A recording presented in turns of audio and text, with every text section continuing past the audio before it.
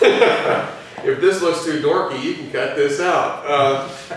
We're here in my living room here in Georgetown, Texas, and I have with me Bob McMinn, and he just wanted to share a little bit. Actually, I wanted him to share a little bit of his story, of his testimony with you about just what the Lord's done in his life, to let you know that God, by His power, really can set people free, and sometimes He can even do it in an instant.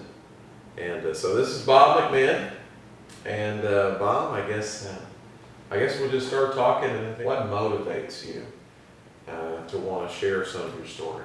Well, I was for many years being abused by alcohol. People say that they abuse alcohol, actually the other way around. Alcohol abuses them. Mm-hmm.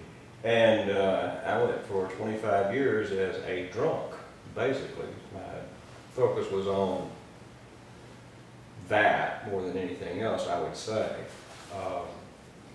And I was, I believe, over time miraculously healed by the Lord from this. And it all came about with a very serious crisis, of course, as most things do in people's lives. As things start unraveling and you start figuring it out that maybe you can't pull this thing off anymore. So how long had the alcohol had you by the throat?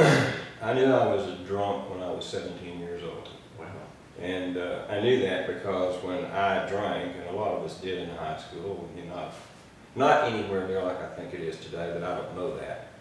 I know I was part of it. And when I drank, I always had to get drunk. I always had to have more. I didn't want one beer. I wanted much more than that. And I think somewhere along the line, people said, there was an article or something that says, if you get drunk more than twice a year, or every time you drink, you get drunk, you're an alcoholic, and that's half the battle. You're only way to overcome it. Well, not really, not in my case. I knew it was. And I believe it was just part of I developed this attitude. This was part of my persona. This is what I did. I was I drank. And when things started getting bad in my life, really bad, we had a business here, and it was prosperous. It was doing fine, but it was always me, the booze type thing.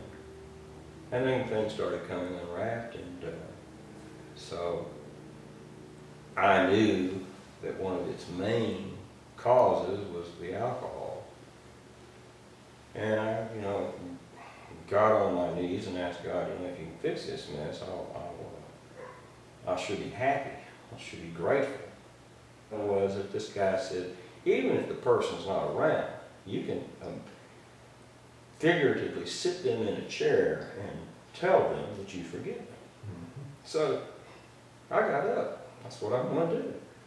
Put my figuratively dad in a chair, and I said, you didn't want to die. And if I've been holding that against you, I forgive you. I forgive you right now. And I forgive you, God, for taking you because you had reasons for doing it. I haven't had a drink. Well, I can't say that. I've had a beer every now and then since then. But I'm not a drunk. But it's not an addiction anymore. No, like you said, you don't have to limp in. You can run it. You can make it. You don't have to reinforce the idea that you're this person that you're not, because God didn't create you to be that person. And that's basically, the whole skinny. That's it. Like I said, I'm not the hero here. Jesus is the hero. I was the goat. I was the fall guy here.